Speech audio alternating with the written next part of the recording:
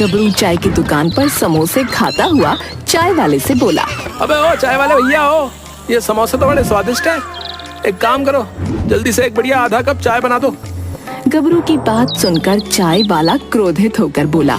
गबरू भैया, पहले पिछला वाला हिसाब करो। अबे अभी पैसे नहीं है बे, दे दूंगा। अरे अगर पैसे नहीं है तो फिर ये समोसे कैसे खरीद कर लेकर आए? अबे ये भी उधार ही लेकर आया हूँ, समझे? जानता था तुम्हारे जैसे लोगों की जिंदगी उधारी में ही कट जाती है। अरे काम के ना काज के और दुश्मन अनाज के। धरती पर बोझ हो तुम कासगंज से जो है अपनी सड़ी हुई शकल लेकर दफा क्यों नहीं हो जाते भैया?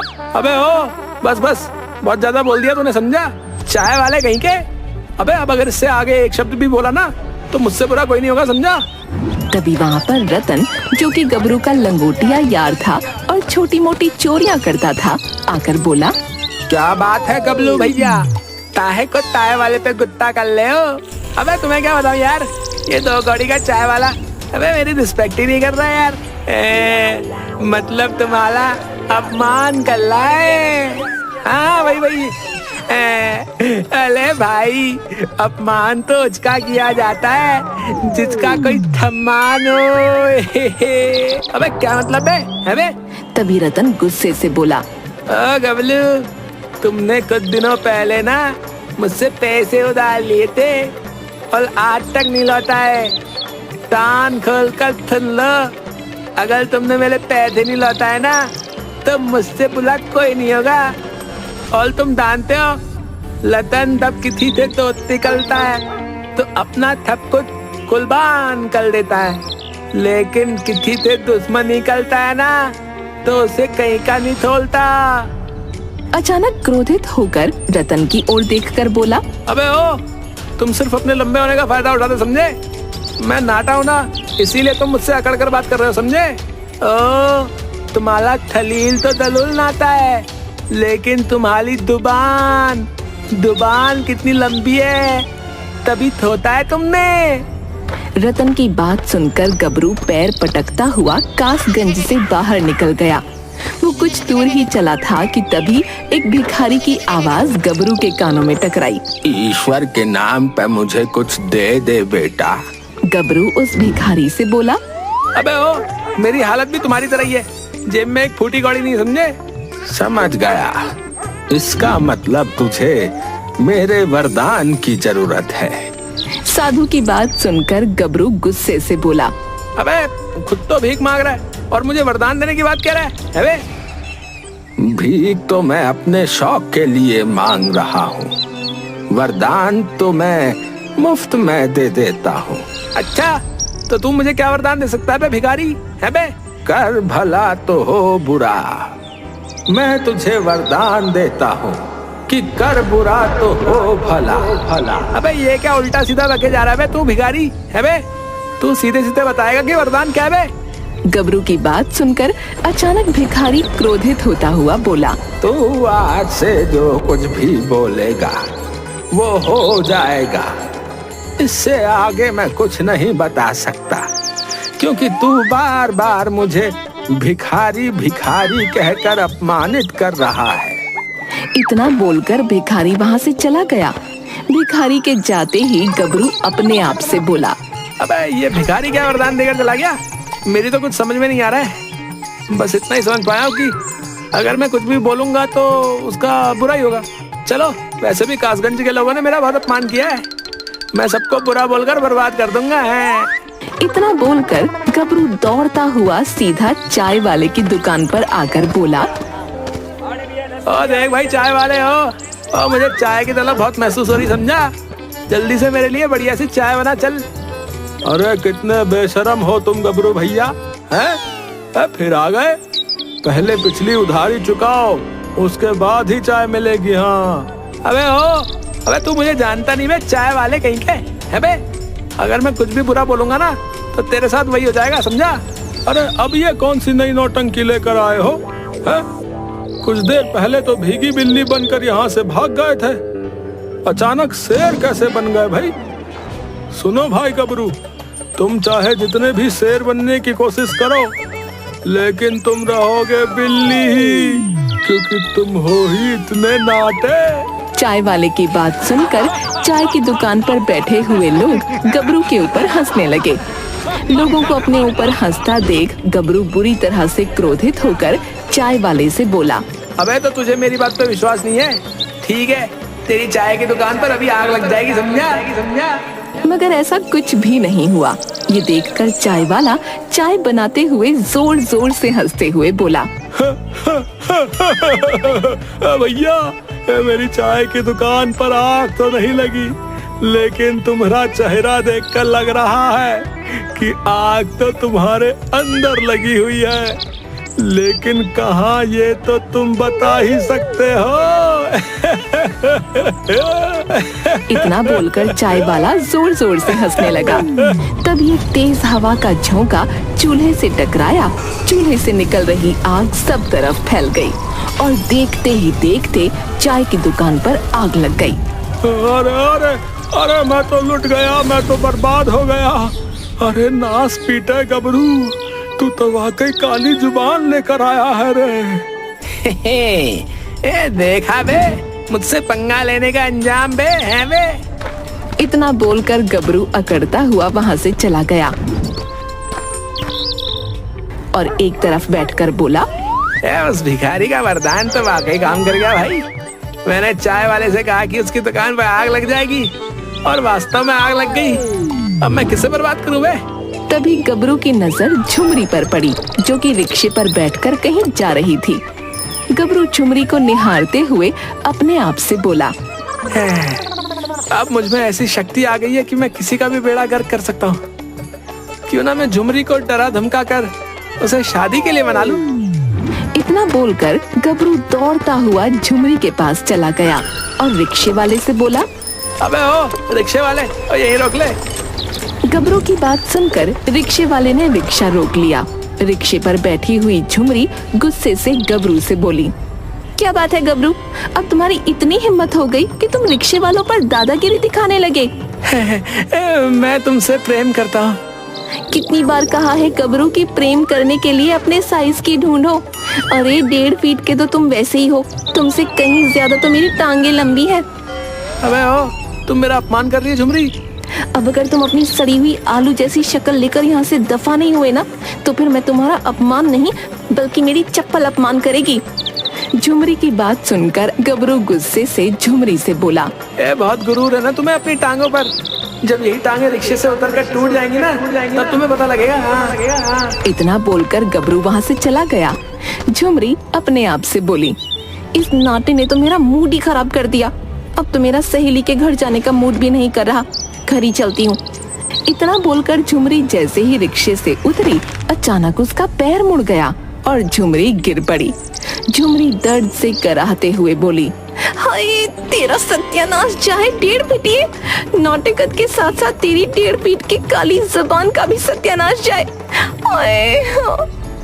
इस दृश्य को कासगंज का एक व्यक्ति बहुत गौर से देख रहा था।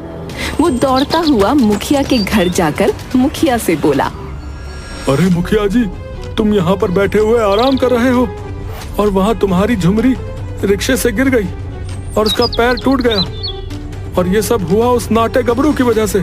ये सुनकर मुखिया चौंकते हुए बोला, क्या उस नाटे गबरू में इतनी ताकत आ गई कि उसने मेरी बेटी झुमरी का पैर तोड़ दिया? अरे मेरी बेटी झुमरी उसे पैरों से ही कुचल कर मार डालेगी। हाँ नहीं मुखिया जी, आप समझ नहीं रहे। वो नाटा बहुत ही शक्तिशाली हो गया है, न जाने कहां से चमत्कारिक शक्तियां लेकर आया है। जिसके बारे में जो बुरा बोल रहा है वही होता जा रहा है। ऐसी बात है क्या? फिर तो जाकर देखना पड़ेगा कि उसकी काली जुबान मेरा क्या बिगाड़ पाती है। ऐसी मार मारूंगा कि अगले जन्म में 1.5 फुट से आधा फुट का ही पैदा होगा। हाँ। तभी वहाँ पर कुछ लोग झुमरी को लेकर आ गए। झुमरी के पैर में प्लास्टर बंधा था। झुमरी रोते हुए अपने पिता मुखिया को सारी घटना बताने लगी। पिताजी, उस गबरू को छोड़ना नहीं। तू चिंता मत कर झुमरी, उसने तुझे बुरा कहा है ना, के बाद ससुरा किसी को बुरा नहीं कहेगा। उसकी जुबान ही काट लूंगा। हाँ। मुखिया उस व्यक्ति को लेकर गबरू के घर पर चला गया। गबरू घर पर आराम से लेटा था। मुखिया को देखकर गबरू चौंकते हुए बोला, मुखिया जी, बगैर दरवाजा खटखटाए मेरे घर में घुसने की तुम्हारी हिम्मत कैसे हुई बे? अरे अभी मेरे इतने बुरे दिन नहीं आए कि मैं तुम्हारे जैसे चोरों के घर पर दरवाजा खटखटाऊं। अबे ओ देखो मुखिया, कुछ ही देर में मैंने सारे गांव में आतंक मचा दिया, समझे? हाँ, मुझे पता चला। तूने अपनी काली जुबान से चाय वाले की दुकान पर आग लगा दी और मेरी बेटी झुमरी का पैर तोड़ दिया। अबे ओ बकवास मत करो मुखिया, सीधे सीधे बताओ यहाँ पर क्यों आए हो? तुझे कासगंज से बाहर निकालने के लिए। तेरे जैसा पनौती जब तक कासगंज में रहेगा, कासगंज का कभी भला नहीं हो सकता। अबे ओ, सुना है कि तुम्हें अब आंखों से कम दिखाई देने लगा मुखिया? अगर तुम अंधे हो जाओ तो कैसा रहेगा? मैं कहता हूँ तुम अभी और इसी समय अंधे हो जाओ। गबरू ने इतना कहा ही था कि तभी मुखिया की आंखों में तेज दर्द हो उठा। अचानक उसे सब कुछ दिखाई देना बंद हो गया। मुखिया चीखता हुआ बोला, अरे तेरा सत्यानाश जाए 1.5 फुटिये, तू तो वाकई काली जुबान निकला रे। मैं तो सोच रहा था कि तू नई नौटंकी लेकर आया है, मगर ये कोई नौटंकी नहीं, ये तो सच निकला। अरे अब झुमरी का पैर टूट गया है और तू अंधा हो गया है। अब तो तुझे झुमरी के साथ मेरा विवाह करना ही पड़ेगा, क्यों है? इतना बोलकर गबरू घर से बाहर निकल गया। वो व्यक्ति मुखिया का हाथ पकड़कर उसे सहारे से गबरू के घर से बाहर लेकर आ गया। मुखिया जी, आपको क्या जरूरत थी गबरू को धमकाने की? बोला था ना आपसे कि वो जो बोल रहा है वही हो रहा है। अरे क्यों बकवास किया जा रहा है? तू ही तो आया था मेरे पास उसकी करतूत बताने के लिए। तेरी वजह से ही मुझे सब कुछ दिखाई देना बंद हो गया। तभी अचानक मुखिया को सब कुछ दिखाई देने लगा और पहले से ज्यादा साफ दिखाई देने लगा। अरे ये तो चमत्कार हो गया। मुझे सब कुछ दिखाई दे रहा है और पहले से ज्यादा साफ दिखाई दे रहा है भाई। मतलब? अरे पहले मुझे दूर का देखने में थोड़ी दिक्कत होती थी, मगर अब तो मुझे वो भी साफ साफ दिखाई दे रहा है। मुखिया की बात सुनकर चलते हुए गबरू के कदम अचानक रुक गए और वो चौंकते हुए बोला, है? अबे ऐसे कैसे हो सकता है बे? मैंने तो बुरा बोला था। तूने बुरा बोला था और हो भी गया था, लेकिन भगवान के चमत्कार से सब कुछ सही हो गया। अब मैं तुझे कासगंज में नहीं रहने दूंगा। इतना बोलकर मुखिया ने चिल्लाते हुए सारे गांव वालों को एकत्रित कर लिया और बोला, देखते क्या हो, इस नाटे काली जुबान को धक्के देकर कासगंज से बाहर निकाल दो। कासगंज वाले गबरू को कासगंज से बाहर निकालने ही वाले थे कि तभी चाय वाला वहाँ पर दौड़ता हुआ आ पहुँचा। अरे हमारी तो किस्मत खुल गई भैया। अरे हम तो रातों रात लखपति हो गए। ये सुनकर सभी चौंक पड़े। हाँ? क्या बकवास कर रहा है चाय वाले? तेरी तो चाय के दुकान पर आग लग गई थी। अरे सही कहा, हमारी चाय की दुकान पर आग लग गई रही। मैं भूल गया रहा कि मैं जो है अपनी चाय की दुकान पर 50 लाख का इंश्योरेंस करवाया था, जो कि मुझे मिल गया है। अब मैं चाय की दुकान की जगह काफी की दुकान खोलूंगा। हाँ, काफी पिलाऊंगा। तभी वहाँ पर एक बूढ़ा व्यक्ति दौड़ता हुआ आया और मुखिया से बोला, मुखिया जी, झुमरी अपनी सहेली के घर पर जा रही थी क्या? वो गई तो नहीं? नहीं, वो तो नहीं गई। इस गबरू ससुरे ने उसे बुरा जो बोल दिया था। अरे इसने बुरा बोला तो सही किया। हाँ? क्या मतलब? मतलब झुमरी जिस सहेली के घर पर जा रही थी ना, अचानक उसका घर टूट कर गिर गया। उसकी सहेली और उसके माता पिता की हालत बहुत ही गंभीर है। झुमरी बच गई, वरना पता नहीं क्या से क्या हो जाता। तभी वहाँ पर वही भिखारी आ पहुँचा जिसने गबरू को वरदान दिया था। भिखारी मुखिया की ओर देखकर बोला, ये नाटा थोड़ा नादान है और ये कासगंज के निठल्लों की शान है, इसे क्षमा कर दो। मुखिया, मैंने ही इसे वरदान दिया था कि कर बुरा तो हो भला, इसने जिसके बारे में बुरा बोला, बाद में उन सबका भला ही हुआ, जैसे कि चाय वाला और तुम्हारी बेटी और स्वयं तुम। भिखारी की बात सुनकर मुखिया गबरू की ओर देखकर बोला, इस बार तो तुम बच गए गबरू, लेकिन अगली बार ध्यान रखना। गांव वालों वहां से चला गया।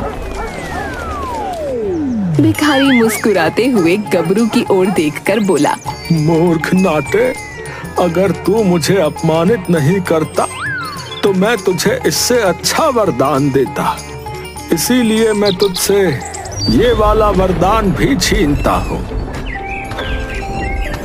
इतना बोलकर वो भिखारी भी चला गया। गबरू बेचारा चुपचाप अपने घर पर जाकर अपने आप से बोला, अबे हाँ, ले ले अपना बेकार सा वरदान। लेकिन हाय, मेरी झुमरी हाथ से निकल गई। लेकिन तुम मेरी होकर रहोगी झुमरी, याद रखना। पता नहीं मेरे दिन कब बदलेंगे यार। अब निकल ले पतली गली से गबरू, नहीं तो बहुत पिटेगा। हाँ अबे हाँ, ठीक है, जा रहा हूँ। झुमरी को लव यू कहना। मिलते हैं ब्रेक के बाद। हैं? तेरी तो रुक जरा।